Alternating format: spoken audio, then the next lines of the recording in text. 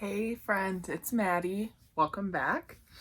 Today we're going to be doing kind of a fun video. I'm going to talk about books that I read because of booktube.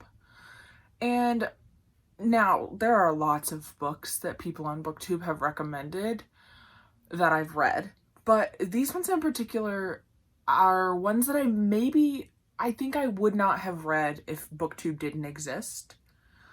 And so that's kind of the point, of what I'm talking about, is books that I read that I wouldn't have read in the first place. Some of these started me on genres that I didn't know I liked. Other ones started me on series. Yeah, so I'm just gonna jump right in with a booktube darling, The Seven Husbands of Evelyn Hugo by Taylor Jenkins Reid. A book about a Hollywood starlet doesn't sound good to me. Like, if you had said this book is about this old Hollywood star who's telling the history of her life, I'd been like, okay. But because I found out it was queer, I had to read it. This book is about Evelyn Hugo, who is a Hollywood starlet, and she's older now, and she's telling the story of her life to this kind of unknown journalist. Like, I don't even think she is published, or I don't know. She's kind of unknown, but she's telling the story of the 7 men that she married, and she's just telling her everything, and she's bearing secrets, and is going to reveal who the true love of her life was. This book was really good. I finished it really quickly. I read it in like a day or two, and I really enjoyed it. It's not my favorite book of all time. I think I gave it like 4 stars. I didn't necessarily like Evelyn Hugo very much.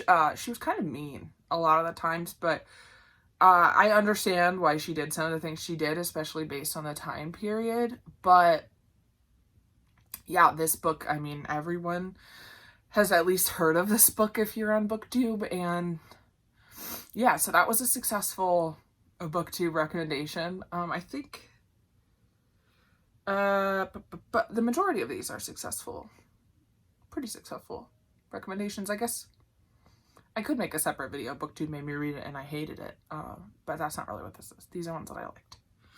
Okay, next is the one that introduced me to a genre I didn't even know I liked. I read at the very beginning of this year Red, White, and Royal Blue by Casey McQuiston. I didn't know I liked rom-coms. I like romantic comedy movies, and like Sleepless in Seattle and When Harry Met Sally. I love those movies. Nora Ephron is like queen. But I'd never read a romance like this for some reason. I'm really not sure why I hadn't. I guess I've just always been kind of a mystery thriller horror reader. And, well, when I was younger, I read a lot of like contemporaries, but not really like romance, like teen contemporaries, YA ones. So yeah, this book is about the son of the President of the United States and the grandson of the Queen, I think is what it is, and their relationship. And it's really cute. It's enemies to lovers, disdain to lovers, indifference to lovers. I don't know, something like that. But it's really cute, and it's, it's 2 boys, so you gotta love that. And this opened me up to rom-coms, which I've read quite a few this year. I've read almost as much romance this year as I've read horror, which is kind of crazy. But, I probably wouldn't have read this without BookTube, because I don't know how you could have convinced me to read a romance. I'm pretty sure I heard Chelsea from Chelsea Darling Reads talk about that one a lot. Seven Husbands of Evelyn Hugo. God, everybody talked about that. I don't even know who convinced me to read that. I'll try to remember the rest of them if I can remember who specifically I read it because of. I'll see if I can do that. Next is Autumn Crow by Cameron Chaney, and I know who recommended this to me. It was Rachel from the Shades of Orange. I find that she recommends a lot of horror that I haven't heard of. Probably, I know she gets some for review and stuff like that, so like the more indie stuff, and BookTube totally introduced me to indie horror. It's not even something I was like fully aware of, at the time, before booktube, it was like horror is like Stephen King and like his sons and stuff, and that's really the horror that I read. And now I just have like this whole open world of horror books that I had never even heard of, and I'm just really grateful for that for booktube, because I have read some more indie or lesser known horror this year that has just blown my mind, like Autumn Crow, which is I forgot I was talking about a specific book here. Autumn Crow is by Cameron Chaney, and it is a collection of short stories that all take place either in or around the town of Autumn Crow, which I don't think it's Halloween all the time there, but it's like Halloween vibes. Now I can't remember. I just read this in October. Wow. But I really liked this book. I think I gave this one 3.5 stars. That's usually how it goes with me for short story collection. It's really hard for me to like every single story in a short story collection. But yeah, I liked the majority of these, and I would totally check out more Cameron Chaney. Then we have Scythe by Neil Shusterman. This is another one that tons of people on booktube have read. I think I read this because of Books with Emily Fox. She talked about this a lot. I'm trying to think if anyone else really talked about this a lot. Off the top of my head, I can't think of anyone else. I think it was just Books with Emily Fox. This book it takes place in a dystopian world. This is a YA dystopian book, and it's a world where we have conquered death, so people don't naturally die anymore, or get murdered or whatever. And so there's these people called scythes who are tasked with, amongst them all, killing a certain number of people every year in order to keep population down, because there's only so much room on the planet. And we are following 2 apprentice scythes. So they're like following an actual scythe around, trying to learn the trade, and then, want to become a scythe. And yeah, this book is so good. The antagonist type characters in this book are just great. Like, it's gory. There's a lot of killing in this book because that's what they do, but I really, really liked it, and I'm excited to read Thunderhead, which is the second one. But yeah, this one was a 5-star read. Might be one of my favorite books of the year. Spoilers, I haven't figured that list out yet, but this is a contender. Next is Lock Every Door by Riley Sager. I had read Final Girls like I guess when it came out. And I think I read this book because of, I read this because of Books and Lala, which, I mean, some of the book recommendations she gives really good thriller recommendations for me. I don't read a lot of YA contemporary, so that part of her channel doesn't necessarily appeal to me. Although there have been some I picked and choose from there. But Lock Every Door is a thriller, and it's very...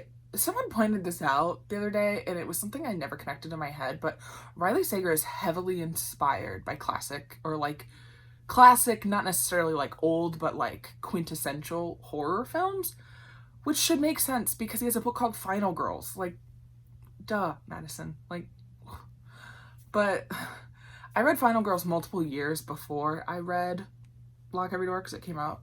But I didn't remember reading it. I didn't love Final Girls. I think I gave it 3 stars. Like, I don't know.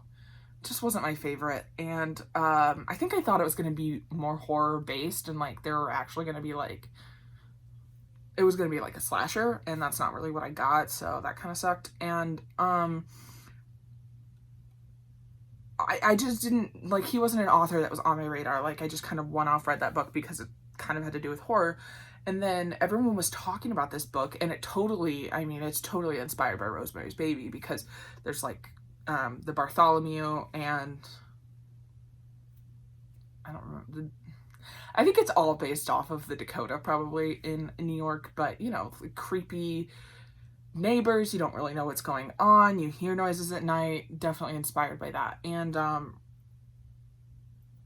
yeah, this one I remember reading for Spookathon last year, and I freaking loved it. I read it super, super fast. I needed to know what happened. I think this is Riley Sager's best book, though I have not read The Last Time I Lied yet, but Final Girls was just okay. I really did not like Home Before Dark because remember how we talked about being inspired by horror movies? That one almost felt derivative of Amityville, like to a point where I was side-eyeing a little bit. And then I guess The Last Time I Lied is like a campy one. Camping, not campy, camping. So it's probably inspired by like Friday the 13th and stuff like that. But yeah, I do enjoy Riley Sager in theory. I will read his releases. His next one's called like Survive the Night or something. I'll read that. But yeah, Books and Lala totally put me on the Riley Sager map. And I just need to The Last Time I Lied. Yeah. Okay, then we have A Court of Thorns and Roses by Sarah J. Maas. Who inspired me to read this? Probably Becca from Becca and the Books. I know she loves this series, and I read this one and was kind of like, okay, yeah, that was fine. Like, this is sort of a Beauty and the Beast retelling.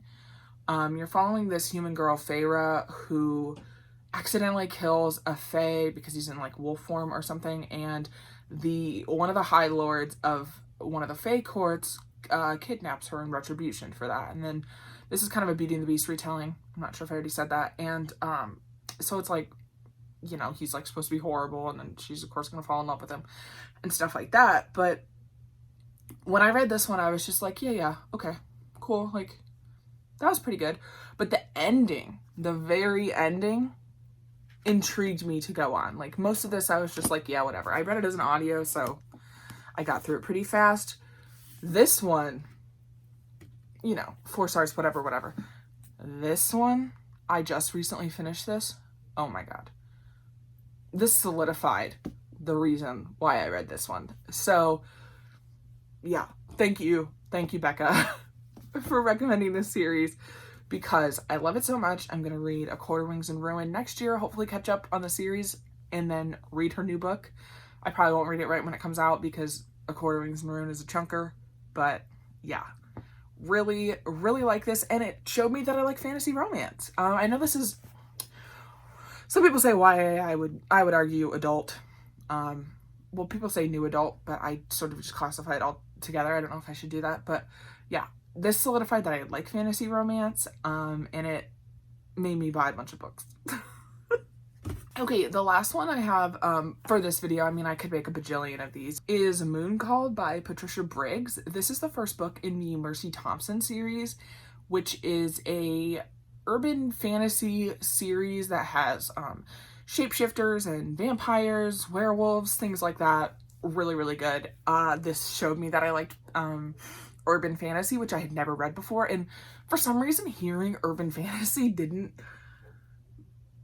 appeal to me. For some reason I thought urban fantasy always took place in like a city.